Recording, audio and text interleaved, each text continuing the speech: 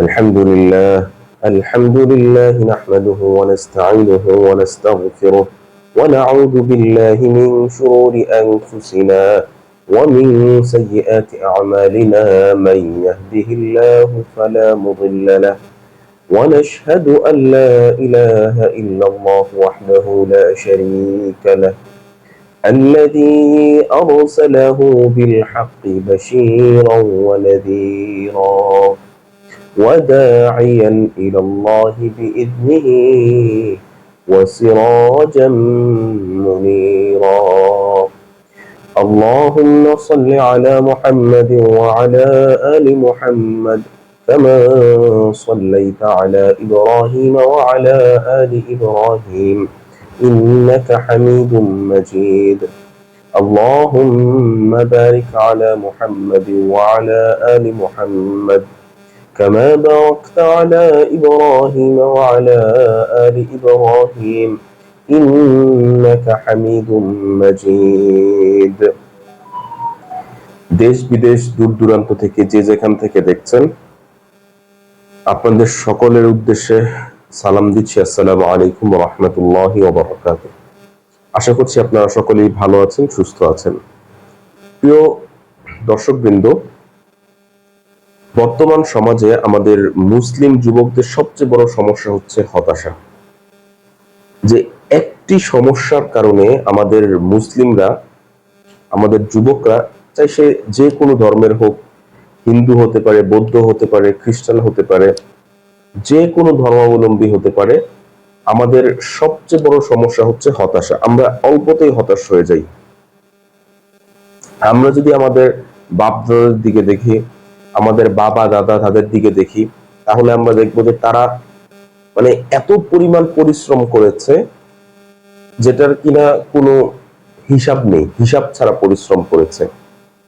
ঠিক আছে, আমরা যদি আমাদের পূর্বপুরুষ সাহাবা ইকরাম রিদওয়ানুল্লাহি তাআলা আলাইহিম আজমাইনদের দিকে তাকাই, আমরা যদি রাসূল সাল্লাল্লাহু আলাইহি ওয়াসাল্লামের দিকে তাকাই, তিনি এমন কোনো কাজ নেই যে কাজটা তিনি করেননি। মেষ চড়ানো, কৃষি কাজ করা, ব্যবসা করা, ঠিক আছে, মানুষের বাড়িতে কাজ করা, গোলামি করা, এমন কোনো কাজ নেই। সরি, গোলামি শব্দটা ভুল হয়েছে, আমি এটা উইথড্র করছি। অর্থাৎ মানুষের অধীনে কাজ করা, এমন কোনো কাজ নেই যেই কাজটি আমাদের প্রিয় হাবিব মুহাম্মদ সাল্লাল্লাহু আলাইহি ওয়াসাল্লাম করেননি। ঠিক আছে, কিন্তু আজকে আমরা আমাদের অহংকারের কারণে, অহমিকা বোধের কারণে, আমাদের আত্মাকে সন্তুষ্ট করার কারণে, আমাদের যেই ইগোইস্টিক মানসিকতা আছে, আমাদের ইগোকে স্যাটিসফাইড করার জন্য আমরা হতাশ হয়ে যাই। আসলে কিন্তু এটাই হচ্ছে মেন কারণ, অন্য কোনো কারণ নেই। আপনি দেখেন, রাস্তায় একটা মানুষ যে কিনা ভ্যানে করে কিছু বিক্রি করার চেষ্টা করছে, রাস্তায় একটা মানুষ যে কিনা ফুটপাতে চা বিক্রি করছেন, যিনি যে কিনা ফুটপাতে ঝালমুড়ি বিক্রি করছেন, যিনি কিনা ফুটপাতে ছোলা, বোট, তারপর হচ্ছে আপনার বিভিন্ন ধরনের মুখরোচক খাবার বিক্রি করছেন, তিনিও মানুষ, আপনিও মানুষ। যিনি মুচির কাজ করছেন, যিনি ঝাড়ুদারের কাজ করছেন, ছোট ছোট কাজ যেগুলোকে আমাদের সোসাইটিতে খুব ছোট ভাবে দেখা হয়, তার মধ্যে আর আপনার মধ্যে কি এমন তফাৎ যে সে কাজ করছে, সেও একজন মানুষ। আপনি হয়তো 2-4 কলম পড়াশোনা করেছেন, আপনিও একজন মানুষ। আপনি কেন একবার নিজে চিন্তা করেন না, ভাই, সেও একজন মানুষ, আমিও একজন মানুষ। আমি কেন এত অহংকার করছি? আমি কেন এত অহংকার করছি? আমি কেন নিজেকে এত বড় মনে করছি? আমি কেন শয়তানের প্ররোচনায়, শয়তানের ওয়াসওয়াসায় আমি প্ররোচিত হচ্ছি? এটা কেন আপনি বুঝতে পারছেন না?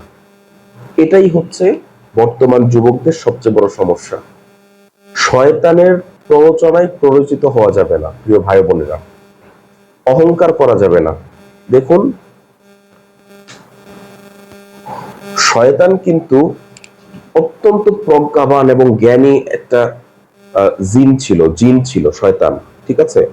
শয়তান কিন্তু ফেরেশতা ছিল না, কিন্তু তারপরেও সে কি হয়ে গেল? মালউন, অভিশপ্ত, কারণ সে অহংকার করেছিল। কারণ আল্লাহ রাব্বুল আলামিন বলেছিলেন আদম আলাইহিস সালাতু ওয়াস সালামকে সিজদা করতে, শয়তান করেনি।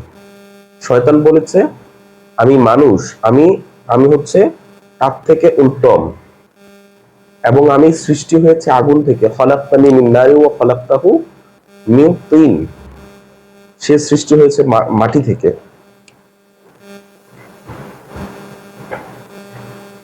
সে আল্লাহর আদেশকে অহংকারের কারণে অমান্য করেছিল। আজকে আমাদের যুব সমাজদের মধ্যে এই শয়তানের এই প্ররোচনা ঢুকে গিয়েছে, অন্য কোনো কারণ নাই, অন্য কোনো কারণ নাই। আপনার বাপ হইতে পারে রাজা বাদশা ছিল, আপনার বাপ হইতে পারে মুঘল সাম্রাজ্যের সম্রাট ছিল, আপনার বাপ হইতে পারে এটাকে কি বলে অনেক বড় কিছু ছিল, ঠিক আছে? হোয়াট এভার, তিনি যাই হোক না কেন, কিন্তু মেন বিষয় হচ্ছে আপনি কি? একটা মানুষ, আপনার বাপ কি ছিল বা আপনার ছেলে কি হবে, এটা তো বিষয় না। বিষয় হচ্ছে আপনি পৃথিবীতে এসেছেন, আপনাকে হালাল রুজি রুটি করে আপনাকে চলতে হবে, ঠিক আছে? আপনাকে হালাল রুজি রুটি করে আপনাকে চলতে হবে, এটা হচ্ছে বিষয়। বিষয় এটা না যে আপনার বাপ কত বড় রাজাধিরাজ ছিল, আপনার দাদা কি ছিল, এটা কখনো বিষয় হতে পারে না, ঠিক আছে? আপনি যেই মতাদর্শের মানুষই হন না কেন, যেই ধর্মের মানুষই হন না কেন, আর আপনি যদি একজন মুসলিম হয়ে থাকেন, তাহলে এটা কোনোভাবেই গ্রহণযোগ্য না যে আপনি মনে করেন যে আপনি অনেক বড় কিছু। আপনি বড় কিছু কেমনে হবেন? আপনার বয়স তো মাত্র 23-24 বছর, আপনার বয়স তো মাত্র 20 বছর, 19 বছর, 18 বছর। আপনি তো এখন তো আপনার নিজেকে গড়ার সময়, আপনি নিজে এখন আগুনে পুড়বেন, রোদ্রে পুড়বেন, বৃষ্টিতে ভিজবেন, আপনার শরীর থেকে প্রতিনিয়ত গাবের দুর্গন্ধ বের হবে কাজের কারণে। আপনার তো এখন সেই সময়। আপনি যদি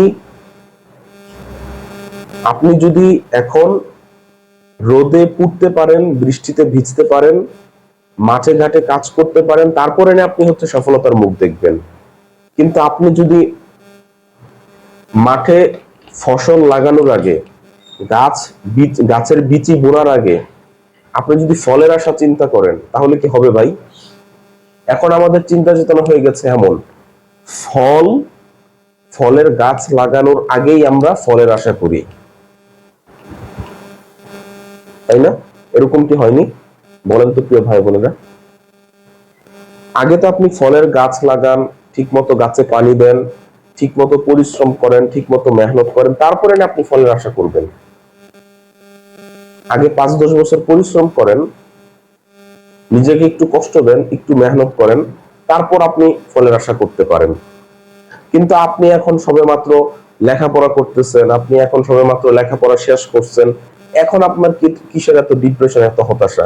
সামনে তো আরো বাকি জীবন পড়ে আছে, বিয়ে শাদী আছে, তারপর বিভিন্ন ধরনের, বিয়ে শাদীর পর বুঝবেন জীবন কাকে বলে, কত কষ্ট জীবন আসলে। একটা দিন আপনি বসে থাকবেন, আপনার কিন্তু সমস্যা হয়ে যাবে, খাওয়া পড়ার সমস্যা হয়ে যাবে, স্বাভাবিক। আপনার বউ বাচ্চাকে খাবার দিতে হবে, আপনার ঘরের আরো অন্যান্য বিল থাকবে, কারেন্ট বিল থাকবে, গ্যাস বিল থাকবে, ইলেকট্রিক বিল থাকবে, বিভিন্ন ধরনের খরচ থাকবে, আপনার বাচ্চার প্যাম্পাসের খরচ থাকবে, তারপর হচ্ছে আপনার বাচ্চার ঔষধের খরচ থাকবে, আপনার ওয়াইফের ওষুধের খরচ থাকবে, প্রেগন্যান্সি টার্ম, তখন আবার এক্সট্রা খরচ আছে, এক্সট্রা ওষুধের খরচ আছে, হসপিটালের বিল, আবার তো পেট কেটে বাচ্চা বের করতে হবে, সেটার জন্য আলাদা খরচ। সো প্রত্যেকটা টার্মে কিন্তু খরচ আছে। এখন আপনার মা বাবা আপনাকে খাওয়াচ্ছে, পড়াচ্ছে, আপনি এখনই যদি কিছু করতে না পারেন, জীবনে কিন্তু আর কিছু করতে পারবেন না। তাই এই হতাশা টতাশা বাদ দিয়ে একদম কি বলে এটাকে, কোমরে কাপড় বেঁধে কাজে নেমে পড়ুন, কাজ করতে থাকুন, পরিশ্রম করতে থাকুন।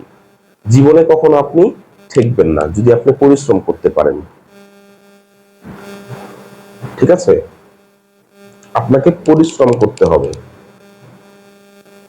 পরিশ্রমের বিকল্প কিছু নেই, কিছু নেই, কিছু নেই। পরিশ্রম, পরিশ্রম আর পরিশ্রম। পরিশ্রমের বিকল্প কিছু নেই পৃথিবীতে, পরিশ্রমের বিকল্প কিছু নেই। তাই আপনাকে প্রচন্ড পরিমাণ পরিশ্রম করতে হবে। আপনি শিক্ষিত হন, আপনি অশিক্ষিত হন, আপনি মূর্খ হন, আপনি জাহিল হন, আপনি যাই হন না কেন, আপনাকে পরিশ্রম করতেই হবে। পরিশ্রমের বিকল্প কিছু নেই। পরিশ্রম ছাড়া আপনি কিচ্ছু করতে পারবেন না। আপনি আজকে যেখানে আছেন, আগামী 5 বছর পর, আগামী 5 মাস পর, আগামী 10 বছর আপনি সেখানেই থাকবেন। আপনার কোনো ধরনের কোনো পরিবর্তন আসবে না। তাই অবশ্যই আপনার মধ্যে পরিশ্রম আনতে হবে। যারাই আমার এই আলোচনাটি শুনেছেন, আল্লাহ রাব্বুল আলামিন আপনাদের সকলকে সুস্থ রাখুক, সুন্দর রাখুক, এই আশা ব্যক্ত করে এখানেই শেষ করছি। আসসালামু আলাইকুম।